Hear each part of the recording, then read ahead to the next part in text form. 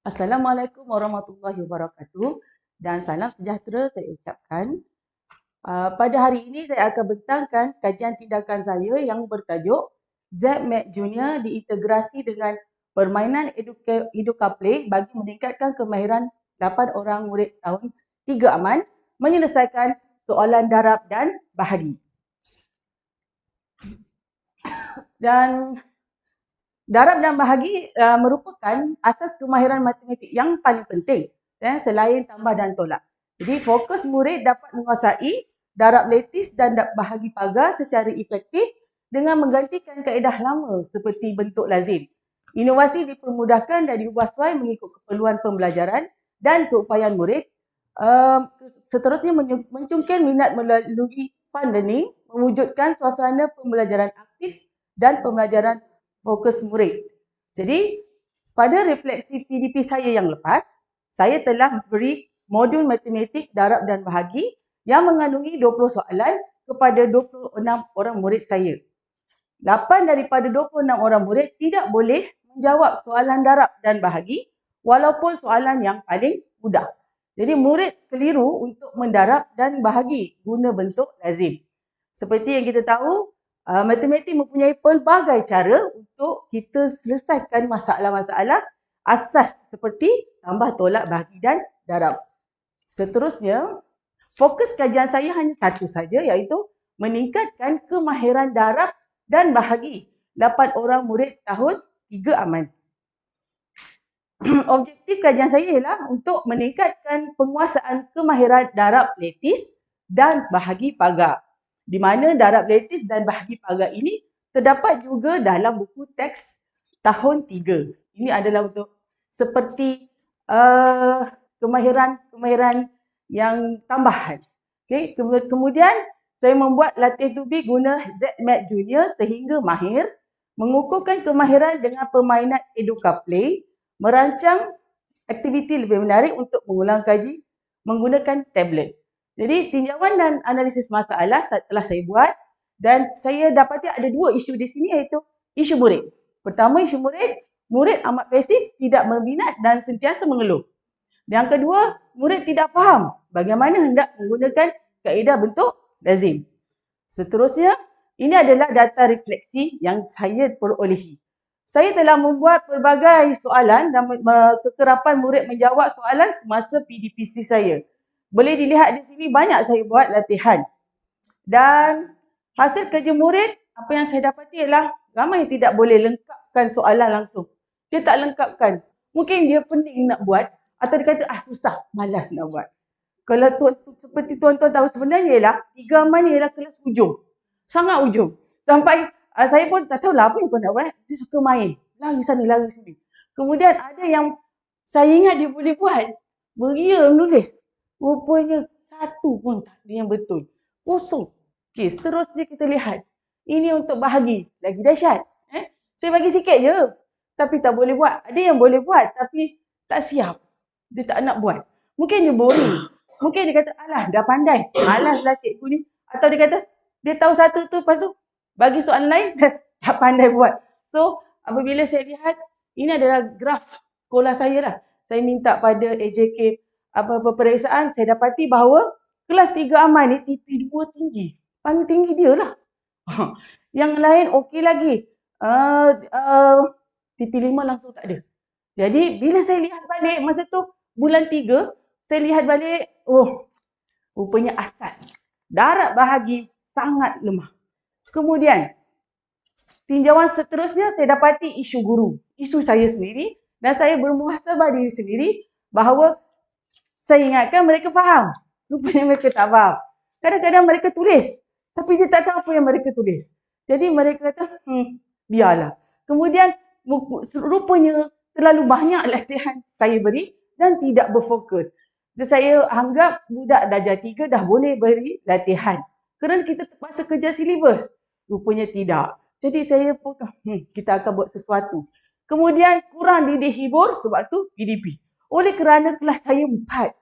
Saya dah masuk kelas daripada pagi sampai tengah hari. Sampai dia dah penatlah keluarkan buku lah. Jadi macam itu. Mungkin kurang didik hibur kat situ. Saya rasa saya kena buat sesuatu dan saya perlu buat supaya murid tahun 3 saya gembira. Kerana apabila saya naik je tangga, dia tengok, cikgu datang. Dia kata, semua berhenti, duduk diam kata, cikgu, boring, cikgu tu. Saya pun tengok, tengah hari, patutlah boring. Okey. Seterusnya, kita tengok metodologi yang telah saya gunakan. Saya gunakan pendekatan Kurt Lewin, iaitu plan, action, observe dan reflect. Saya telah lakukan ini selama 5 minggu, iaitu pada bulan 4. Kerana apa? Kerana tajuk bahagi dan darab adalah tajuk yang pertama, ya, dalam bab 1. Kumpulan sasaran saya kecilkan. Saya ambil 8 orang je. Saya tak boleh ambil 26 orang. Kerana saya tak boleh fokus. So, saya ambil yang paling lemah. Jadi, saya bangunkan ZMAT Junior saya. Lepas ni saya akan terangkan apa itu ZMAT Junior. Data kajian saya kumpul, data dianalisis, kemudian saya bincang dengan rakan-rakan saya yang lain. Okey. Seterusnya, kumpulan sasaran saya yang seperti saya beritahu tadi, ada 8 orang, murid 3 amal, TP 1 dan 2, di mana hanya TP 2 sajalah kelas saya, dan saya telah jalankan ujian pra dan ujian pos. Seterusnya saya guna kertas soal selidik 20 soalan. Okey, pelaksanaan kajian. Apa yang terkandung dalam ZMAT Junior? Ada 2. Ada 2, kita boleh lihat. Satu, petak darba. Apa itu petak darba? Dan petak sifir semua orang tahu. Ini adalah petak sifir. Ini adalah petak darba. Petak darba ini, okey, seperti yang puan-puan boleh lihat, dia ada lubang-lubang dalam dia. Apa tu? Ini mewakili rumah nombor. Sah, puluh, ratus, ribu, puluh ribu, ratus ribu, juta. Dan untuk darjah 3 ni saya guna sikit je. Okey, sah, puluh, ratus, ribu. Okey, kita boleh lihat ini adalah petak sifir. Okey, saya boleh okey, kita jual. Ini kita boleh cubalah. Kalau nak cuba kejap lagi ya. Okey. Jadi selepas murid mahir menggunakan ZMAT Junior saya akan integrasi kepada permainan. Permainan EducaPlay. Permainan ni kami buat sendiri. Yang lebih bagus ialah anak murid saya yang buat soalan ni. Macam mana dia orang buat? Right. Seterusnya. Okey. Sebelum itu, saya terangkan kaedah darba ni, petak darba ni gunakan kaedah lattice. Adakah cikgu-cikgu tahu tak bagaimana kita nak buat ni? Okey, sekarang cikgu tengok ya. Soalan ialah 469 darab 3. 37 sebab 2 angka lah. Jadi, cikgu letak je petak darba tu dekat sini. Okey, kemudian nanti kejap lagi kita cubalah. Sebelum buang masa. Okey, cuba ketujuh ni tolong buat. Kalau boleh cuba. Okey, ni macam ni. Okey. Cikgu tulis kat atas nombor dia atas kotak. Macam ni. Ni yang ada kotak putih ni. Okey. Cikgu letak nombor 4 di atas 2 tau. 2 kotak, 2 kotak, 2 kotak, 2 kotak. Dia mewakili satu rumah nombor. 4, 8, 2, 1. Cikgu tulis darab 3 di bawah. Ni. Okey. Okey. Boleh. 3, 2, 1. 4, 8, 2, 1. Okey. Lepas tu darab ujung sekali. 3 tu kat bawah tau. Kemudian, kita darab macam biasa. Gunakan petak sifir. Okey. Cuba buat. 1 darab 3. Ialah 3 kan cikgu? So, cikgu letak ni sebab dia 2. 0, 3. 0 di atas, 3 di bawah. Kemudian, 2 darab 3, 6 kan? 0, 6. 0 ataupun sifar. Boleh je. 8 darab 3, 24, 24. Okey. 4 darab 3, 12, 1, 2. Kemudian cikgu macam mana nak dapatkan jawapan dia? Cikgu kena tambah bentuk sengit. Cakap dengan budak-budak. Jadi 3 turun. Sifar tambah 6, sifar 6. Sifar tambah 4, 4. 2 tambah 2, 4. 1 turun bawah. Jadi jawapan ialah 1, 4, 4, 6, 3. Jadi ini lebih mudah daripada yang lama lah. Bentuk lazim. Mudah. Kita nampak senang je bentuk lazim. Senang sebab 1. Tapi bila letak 2 nombor kat sini, darab 12, darab 13, dia orang tak boleh buat. Jadi bila saya gunakan lattice, dia orang boleh buat. Seterusnya, ini adalah petak darabah untuk bahagi. Ini pun sangat-sangat unik. Jadi kalau kita guna bentuk lama, susah tau. Anak saya pun, mak, nak naik atas turun bawah, lepas tu naik atas turun bawah, kan susah. Kalau petak ni, kita guna macam ni, macam kereta api laju ke depan. Okey. Tengok. Okey. Yang ni, nak ke?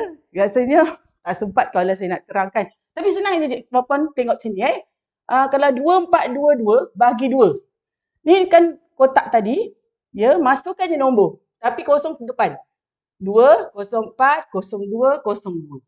Maknanya ada nombor kosong di depan. Tak ada nombor. So, 2 bahagi 2 darab 1, 2. Jadi, 2 tolak 2, kosong. Jadi, kosong ni naik atas. Okey, 2 darab 2, 4. Turun 4 adalah kosong. 4 tolak 4 ialah kosong. Naik. Macam itulah. Seterusnya. Kalau kita guna bentuk lazim, dia menurun ke bawah tau. Turun ke bawah. Jadi budak tak tahu mana nak naik ke atas nombor. Tapi kali ni senang je. Gak saja.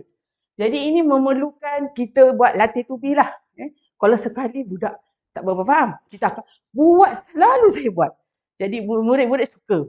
Jadi setelah mereka mahir menggunakan ZMAT junior saya ni, saya integrasi dengan permainan yang ada di dalam Educa Play. Ini adalah murid-murid saya lah. Ini murid-murid ini memang inilah yang saya kata tak nak belajar. Bila saya kata jom kita pergi buat Educa Play. Wah, cikgu hari ni bahan tablet ke? Yes, tablet. Sekolah saya pula dapat lebih 60 tablet. Jadi murid-murid memang sukalah. Dan kami tak berebut pun tablet tu. Sebab ada yang pergi makmal dah ada komputer sendiri. Ada pergi sekolah bilik akses pun ada sendiri.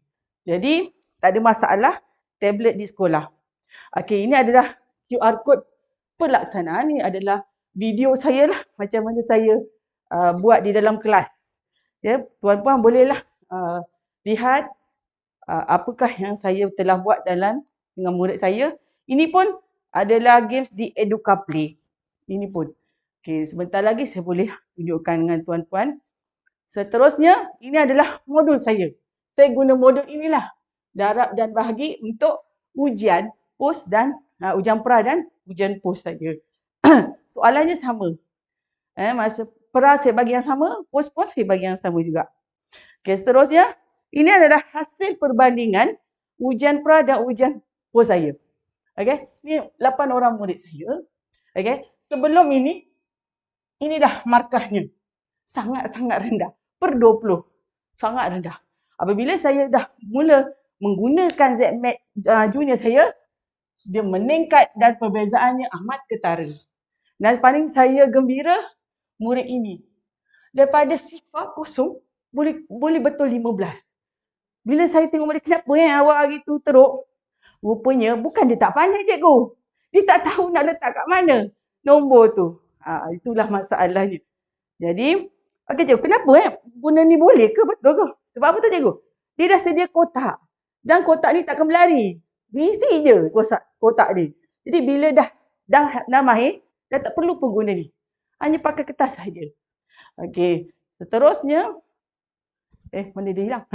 Okey. Ini adalah graf palang saya yang menunjukkan perbandingan skor murid. Macam saya terangkan tadi. Daripada ni, sifar ni tak ada apa-apa, tak dapat markah. Dia terus naik kepada 15. Seterusnya, dapatan kajian saya.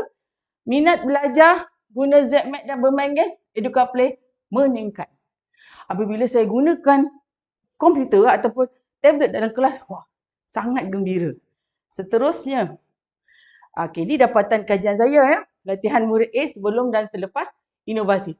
Ni yang tadi ni. Teruk sangat-sangat. Sekarang alhamdulillah dah boleh buat.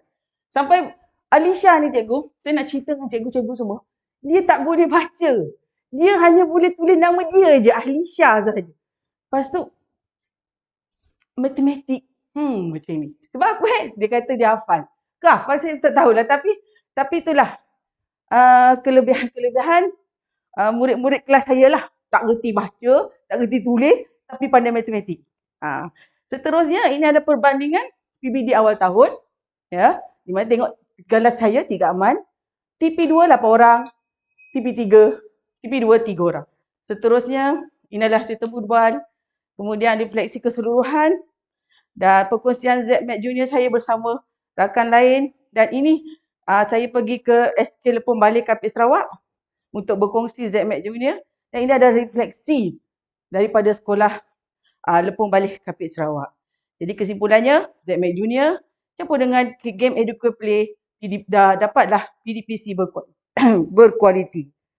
Itu sahaja daripada saya. Sekian. Terima kasih.